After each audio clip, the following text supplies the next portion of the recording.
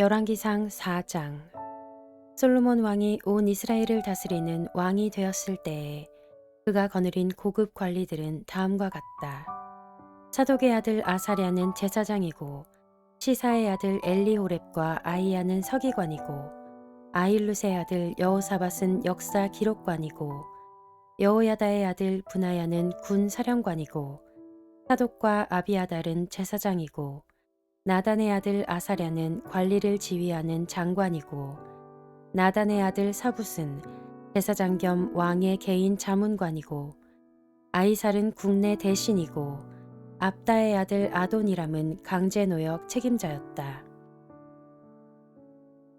솔로몬은 온 이스라엘 지역에다가 관리를 지휘하는 장관 12를 두었는데, 그들은 각각 한 사람이 한 해에 한 달씩 왕과 왕실에서 쓸 먹거리를 대는 책임을 졌다. 그들의 이름은 다음과 같다. 에브라임 산간 지역은 베놀이 맡았다. 마가스와 사알빔과 베세메스와 엘론 베타난 지역은 벤데겔이 맡았다. 아룻붓과 소고와 헤벨 전 지역은 베네셋이 맡았다. 돌의 고지대 전 지역은 벤 아비나답이 맡았는데 그는 솔로몬의 딸 다밧의 남편이다. 다하낙과 무깃도와 이스라엘 아래 사르단 옆에 있는 벳산 전 지역과 저 멀리 아벨 무올라와 용느함에 이르는 지역은 아힐룻의 아들 바하나가 맡았다. 길르앗의 라못 지역과 길르앗에 있는 므낫세의 아들 야일의 모든 동네와 바산에 있는 아르곱 지역의 성벽과 놋 빗장을 갖춘 60개의 큰 성읍은 벤게벨이 맡았다. 마하나임 지역은 id도의 아들 아히나답이 맡았다. 납달리 지역은 솔로몬의 딸 바스맛의 남편 아히마아스가 맡았다. 야셀과 아롯 지역은 호세의 아들 바하나가 맡았다. 이사갈 지역은 바루아의 아들 여호사밧이 맡았다. 베냐민 지역은 엘라의 아들 시므이가 맡았다. 길르앗 땅은 우리의 아들 게벨이 맡았다. 이곳 길르앗은 아모리 사람의 왕 시온과 바산 왕 옥의 땅이었다. 이 12 밖에도 온 땅을 맡아서 관리하는 장관이 따로 있었다. 유다와 이스라엘에는 인구가 늘어나서 마치 바닷가의 모래알처럼 사람이 많아졌지만 먹고 마시는 것에 모자람이 없었으므로 백성들이 잘 지냈다. 솔로몬은 유프라테스 강에서부터 블레셋 영토에 이르기까지 또 이집트의 국경에 이르기까지 모든 왕국을 다스리고 그 왕국들은 솔로몬이 살아있는 동안 조공을 바치면서 솔로몬을 섬겼다. 솔로몬이 쓰는 하루 먹거리는 잘 빻은 밀가루 30섬과 거친 밀가루 60섬과 찰진 소 10마리와 옥장소 20마리와 양 100마리이고 그 밖에 숫사슴과 노루와 암사슴과 살진 새들이었다. 솔로몬은 유프라테스 강 이쪽에 있는 모든 지역, 곧 딥사에서부터 가사에 이르기까지 유프라테스 강 서쪽의 모든 왕을 다스리며 주위의 모든 민족과 평화를 유지하였다. 그래서 솔로몬의 일생 동안에 단에서부터 브엘세바에 이르기까지 유다와 이스라엘의 모든 사람은 저마다 자기의 포도나무와 무화과나무 아래에서 평화를 누리며 살았다. 솔로몬은 전차를 끄는 말을 두는 마국간 4만 칸과 군마 12,000匹를 가지고 있었다. 그리고 솔로몬의 관리들은 각자 자기가 책임진 달에 솔로몬 왕과 솔로몬 왕의 식탁에 참석하는 모든 사람이 먹을 수 있도록 부족하지 않게 먹거리를 조달하였다. 또한 군마와 영마에게 먹일 보리와 보리집도 각각 자기의 분담량에 따라서 말이 있는 곳으로 가져왔다. 하나님께서 솔로몬에게 지혜와 총명과 넓은 마음을 바닷가의 모래알처럼 한없이 많이 주시니 솔로몬의 지혜는 동양의 어느 누구보다도 또 이집트의 어느 누구보다도 더 뛰어났다. 그는 어느 누구보다도 더 지혜로웠다. 예스라 사람 에단과 마올의 아들 헤만과 발골과 다르다보다도 더 지혜로웠으므로 그의 명성은 주위의 모든 민족 가운데 자자하였다. 그는 3,000가지의 잠언을 말하였고 1,005편의 노래를 지었고 레바논에 있는 백향목으로부터 벽에 붙어서 사는 우슬초에 이르기까지 모든 초목을 놓고 논할 수 있었고 짐승과 새와 기어다니는 것과 물고기를 두고서도 가릴 것 없이 논할 수 있었다. 그래서 그의 지혜에 관한 소문을 들은 모든 백성과 지상의 모든 왕은 솔로몬의 지혜를 들어서 배우려고 몰려왔다.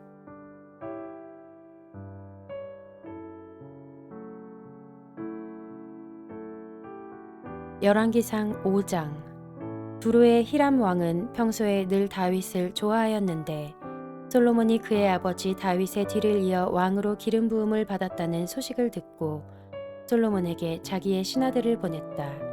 그래서 솔로몬은 히람에게 사람을 보내어 말을 전하였다.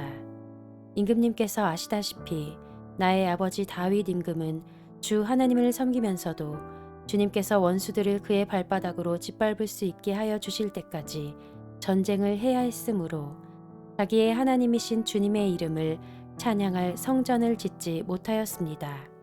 그런데 이제는 주 나의 하나님께서 내가 다스리는 지역 온 사방에 안정을 주셔서 아무런 적대자도 없고 불상사가 일어날 일도 없습니다. 이제 나는 주님께서 나의 아버지 다윗 임금에게 내가 내 왕위에 너를 대신하여 오르게 할 내 아들이 내 이름을 기릴 성전을 지을 것이다 하고 말씀하신 대로 주 나의 하나님의 이름을 기릴 성전을 지으려고 합니다. 그러므로 이제 명령을 내리셔서 성전 건축에 쓸 레바논의 백향목을 베어서 주시기 바랍니다. 나의 종들이 임금님의 종들과 함께 일을 할 것이고 임금님의 종들에게 줄 품삯은 임금님께서 정하시는 대로 지불하겠습니다. 임금님께서도 잘 아시다시피 우리 쪽에는 시돈 사람처럼 벌목에 능숙한 사람이 없습니다. 히람이 솔로몬의 말을 전하여 듣고 크게 기뻐하면서 이렇게 말하였다. 오늘 다윗에게 이 큰 백성을 다스릴 지혜로운 아들을 주신 주님께 찬양을 드리자. 그리고 히람은 솔로몬에게 회신을 보내어서 이렇게 말하였다. 임금님께서 나에게 보내주신 전갈은 잘 들었습니다. 백향목뿐만 아니라 잣나무도 원하시는 대로 드리겠습니다. 나의 종들이 레바논에서부터 바다에까지 나무를 운반하고 바다에 뗏목으로 띄워서 임금님께서 나에게 말씀하신 곳까지 보내고 그곳에서 그 나무를 풀어놓을 것입니다. 그러면 임금님께서는 끌어올리기만 하시면 됩니다. 그리고 그 값으로 내가 바라는 것은 나의 왕실에서 쓸 먹거리를 제공하여 주시는 것입니다. 이렇게 하여서 히람은 백향목 제목과 잣나무 제목을 솔로몬이 원하는 대로 다 보내주었다. 솔로몬은 히람에게 왕실에서 쓸 먹거리로 밀 2만 섬과 짜낸 기름 20섬을 보내주었다. 솔로몬은 해마다 히람에게 이렇게 하였다. 주님께서는 약속하신 그 말씀대로 솔로몬에게 지혜를 주셔서 히람과 솔로몬 사이에는 평화가 있었다. 그리고 그 둘은 조약도 맺었다. 솔로몬 왕은 이스라엘 전국에서 노무자를 불러 모았는데 그 수는 3만 명이나 되었다. 그는 그들을 한 달에 10,000명씩 번갈아 레바논으로 보내어 한 달은 레바논에서 일을 하게 하고 2달은 본국에서 일을 하게 하였다. 노역부의 책임자는 아도니람이었다. 솔로몬에게는 짐을 운반하는 사람이 7만 명이 있었고 산에서 채석하는 사람이 8만 명이 있었다. 그 밖에 작업을 감독하는 솔로몬의 관리 가운데는 책임자만 해도 3,300명이 있었다. 그들은 공사장에서 노동하는 사람을 통솔하였다.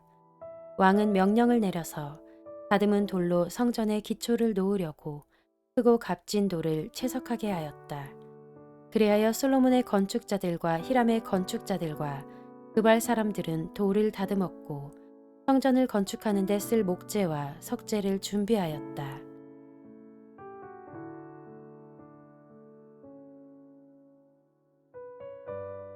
열왕기상 6장. 이스라엘 자손이 이집트 땅에서 나온 지 480년, 솔로몬이 이스라엘의 왕이 된 지 4년째 되는 해 15월 곧 둘째 달에 솔로몬은 주님의 성전을 짓기 시작하였다. 솔로몬 왕이 주님께 지어 바친 성전은 길이가 60자이고 너비가 20자이고 높이가 30자이다. 성전의 본당 앞에 있는 현관은 그 길이가 20자로서 그 본당의 너비와 똑같고 그 너비는 성전 본당 밖으로 10자를 더 달아냈다. 그리고 그는 성전 벽에다가 붙박이 창을 만들었는데 바깥쪽을 안쪽보다 좁게 만들었다. 그리고 그 사방에 골방을 만들었다. 성전의 벽, 곧 본당 양옆과 뒤로는 쭉 돌아가면서 3층으로 다락을 만들었다. 아래층에 있는 다락은 그 너비가 5자이고 가운데 층에 있는 다락은 그 너비가 6자이고 3층에 있는 다락은 그 너비가 7자이다. 이것은 성전 바깥으로 돌아가면서 턱을 내어서 골방의 석가래가 성전의 벽에 박히지 않게 하였다. 돌은 채석장에서 잘 다듬어낸 것을 썼으므로 막상 성전을 지을 때에는 망치나 정 등 새로 만든 어떠한 연장 소리도 성전에서는 전혀 들리지 않았다. 가운데 층에 있는 골방으로 들어가는 문은 성전의 남쪽 측면에 있으며 나사 모양의 층계를 따라서 가운데 층으로 올라가게 하였다. 또 가운데 층에서부터 3층까지도 나사 모양의 층계를 따라서 올라가게 하였다. 이렇게 해서 그는 성전 짓기를 완성하였다. 성전의 천장은 백향목 석가래와 널빤지로 덮었다. 또한 성전 전체에다가 돌아가면서 높이가 저마다 5자씩 되는 다락을 지었는데 백향목 들보로 성전에 연결하였다. 주님께서 솔로몬에게 말씀하셨다. 드디어 내가 성전을 짓기 시작하였구나. 내가 내 법도와 율례를 따르고 또 나의 계명에 순종하여 그대로 그것을 지키면 내가 내 아버지 다윗에게 약속한 바를 내게서 이루겠다. 또한 나는 이스라엘 자손과 더불어 그들 가운데서 함께 살겠고 내 백성 이스라엘을 결코 버리지 않겠다. 솔로몬이 성전 짓기를 마쳤다.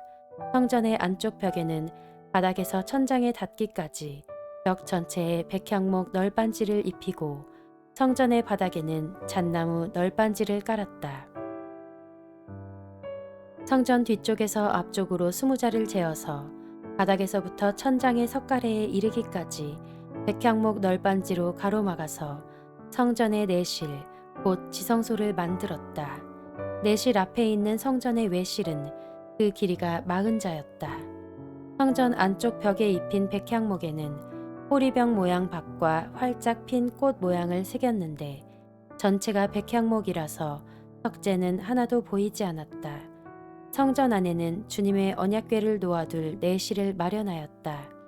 성전의 내실, 곧 지성소는 길이가 20자, 너비가 20자, 높이가 20자이고 순금으로 입혔으며 백향목 제단에도 순금으로 입혔다.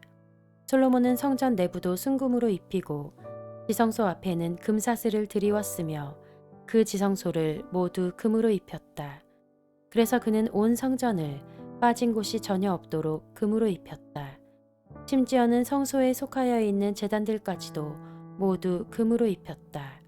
그는 지성소 안에 올리브 나무로 2개의 그룹을 만들었는데 높이는 각각 10자이다. 그 한 그룹의 한쪽 날개는 5자, 그룹의 다른 쪽 날개 역시 5자이다. 그 날개의 한쪽 끝으로부터 다른 쪽 날개의 끝까지는 10자이다. 두 번째 그룹도 10자이며 두 그룹이 같은 치수와 같은 모양이었다. 이쪽 그룹의 높이도 10자이고 저쪽 것도 10자이다. 솔로몬은 그 그룹들을 지성소의 가장 깊숙한 곳에 놓았다.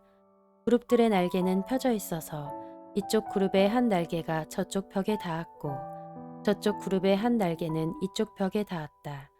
그리고 지성소의 중앙에서 그들의 다른 날개들은 서로 닿아 있었다.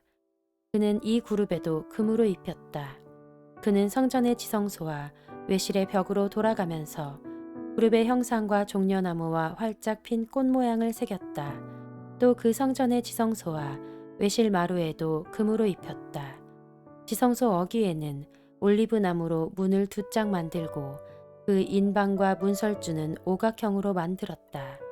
그리고 올리브 나무로 만든 문 2짝에는 그룹의 형상과 종려나무와 활짝 핀 꽃 모양을 새겼는데 그룹 모양과 종려나무 모양 위에도 금으로 입혔다. 또 올리브 나무로 본당의 외실 어귀를 만들었는데 그 문설주는 사각형으로 만들었다. 그리고 잣나무로 만든 2개의 문이 있는데 한쪽의 문도 2 부분으로 접히고 다른 문도 두 부분으로 접히게 되어 있었다. 그 위에 그룹들과 종려나무와 활짝 핀 꽃 모양을 새겼는데 그 위에 고루고루 금을 입혔다. 또 성전 앞에다가 안뜰을 만들었는데 안뜰 벽은 잘 다듬은 돌 3켜와 두꺼운 백향목 판자 1켜로 벽을 쳤다.